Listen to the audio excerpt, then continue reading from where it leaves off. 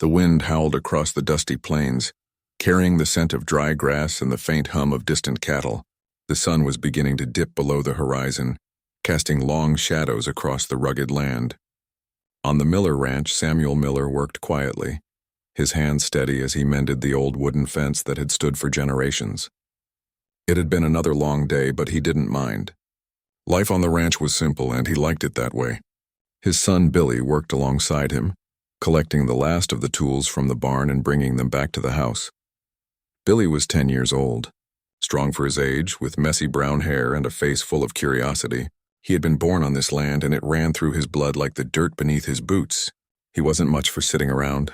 There was always something to do, some task to finish, whether it was feeding the chickens, watering the crops, or helping Pa with the cattle. "Pa," Billy called out, his voice slightly strained as he stopped mid-step. Samuel looked up from the fence, wiping the sweat from his brow. "What is it, son?" Samuel asked, squinting against the setting sun.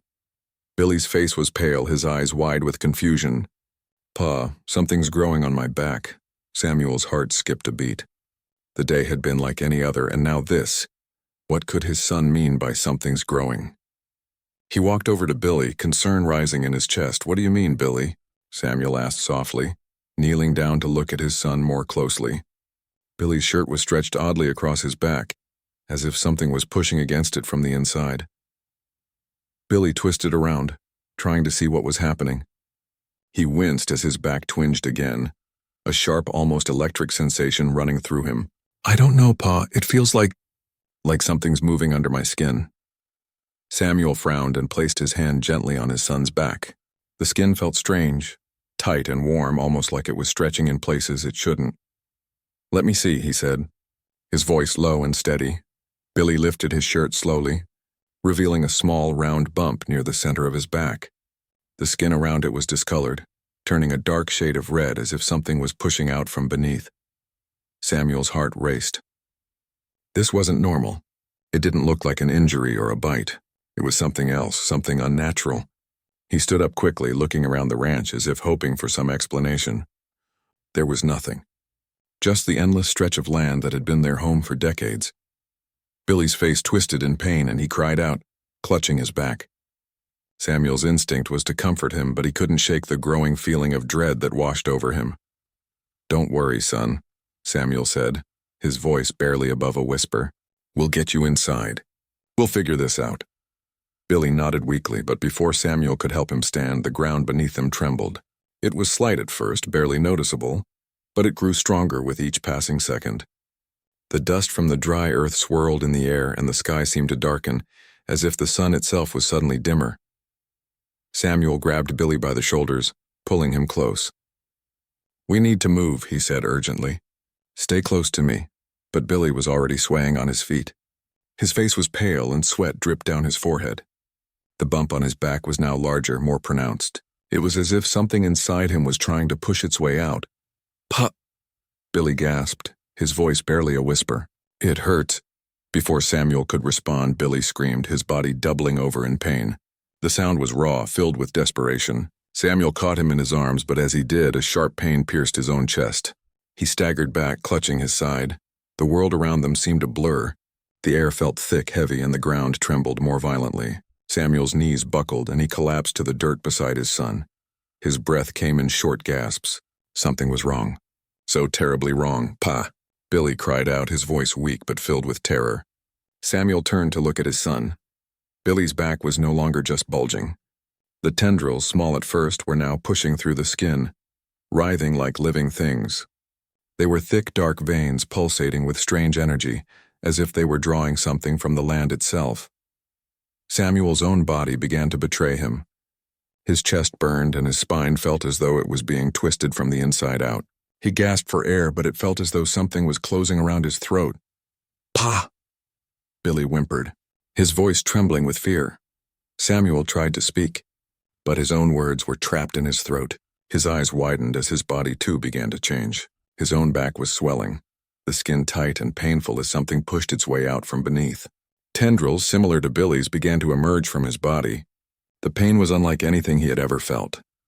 A searing fire coursing through his veins. It was as though his very essence was being altered, reshaped into something foreign. His vision blurred, and he could barely make out Billy's face through the haze. The child's skin had become a shade of grayish blue, and his eyes glowed faintly with an unnatural light. "Pa, I don't feel right." The words barely reached Samuel's ears before a low, deep rumble shook the ground once more. A sound that was unlike thunder, unlike any natural noise he had ever heard. The earth trembled beneath them, and Samuel's mind began to race. This wasn't just happening to them. It was happening to everyone. In that moment, Samuel knew. Whatever was growing inside them wasn't just a disease or a mutation. It was something else, something far more sinister. It was as if the land itself was responding, waking up from some ancient slumber, and it was changing them.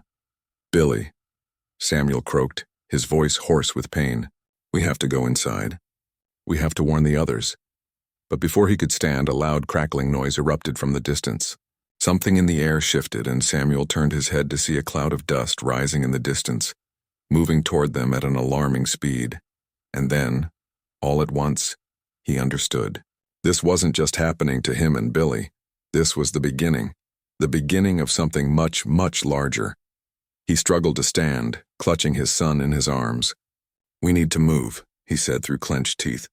"Now." But the earth seemed to rise up against them, and the ground beneath them cracked open.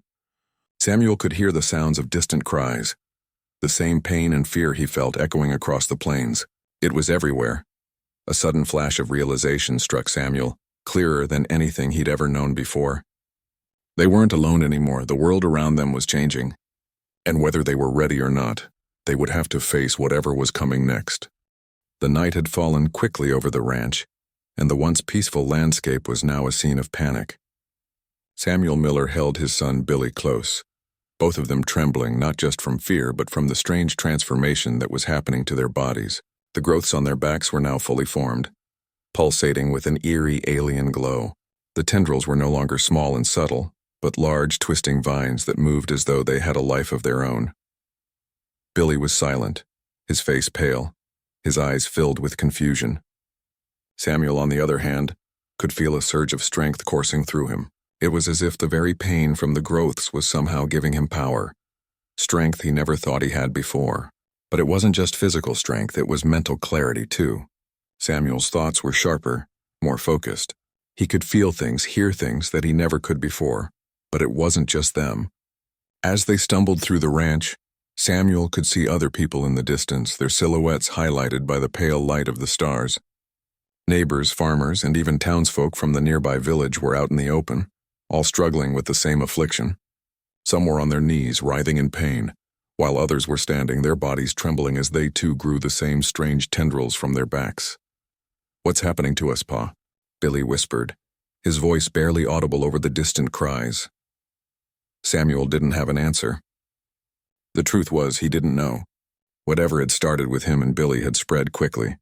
It was as if the land itself was alive, responding to the presence of something unknown, something far older than anyone could understand. Samuel tried to keep his mind steady, but the reality of the situation weighed heavy on him. The whole world seemed to be changing, and he wasn't sure if he was ready for it. Suddenly, there was a sharp crack from behind them.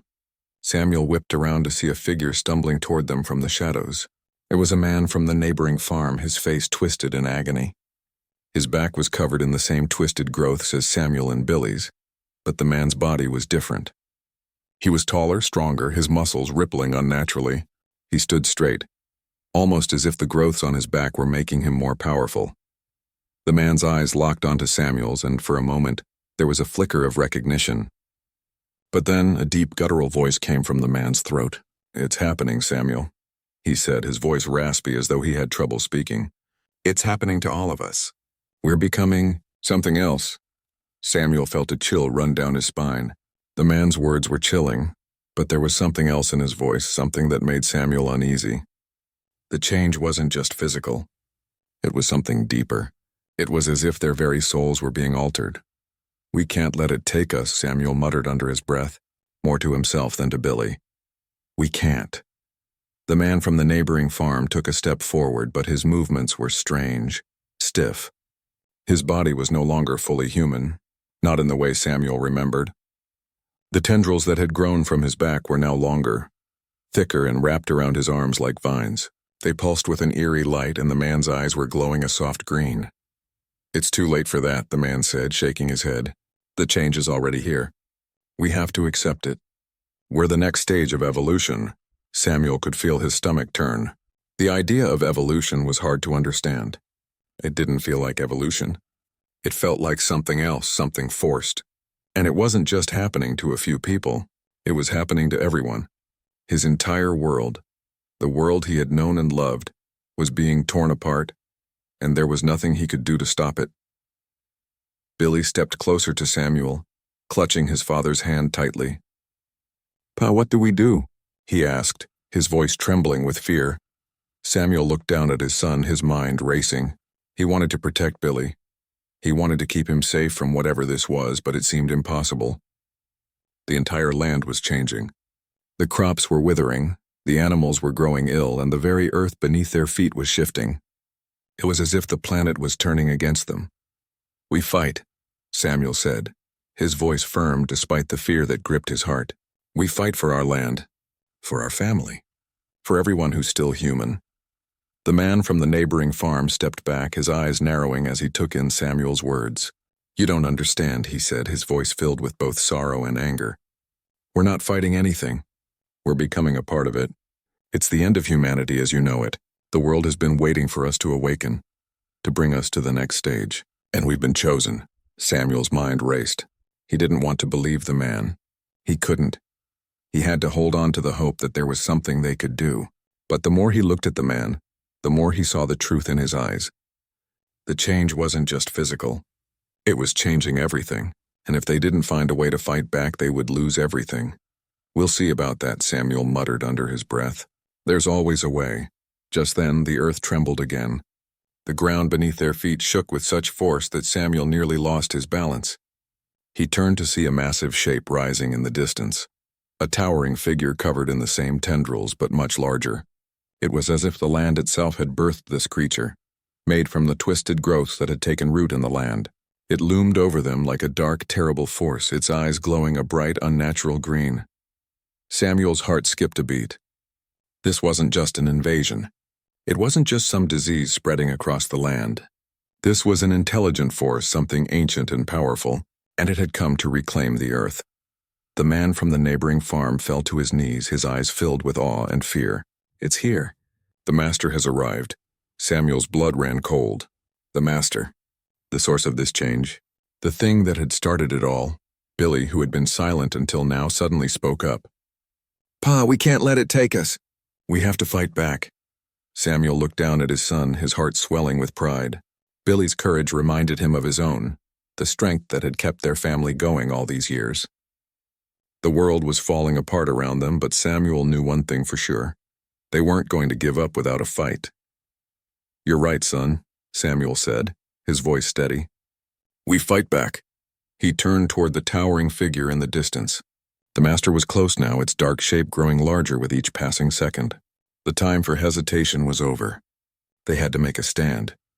"We may not understand what's happening," Samuel said, "but we're still human, and that's something they can never take from us." Billy nodded, his grip tightening on his father's hand.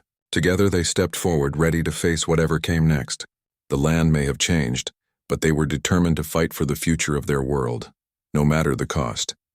And so, with the master looming ahead, the fight for humanity's survival began.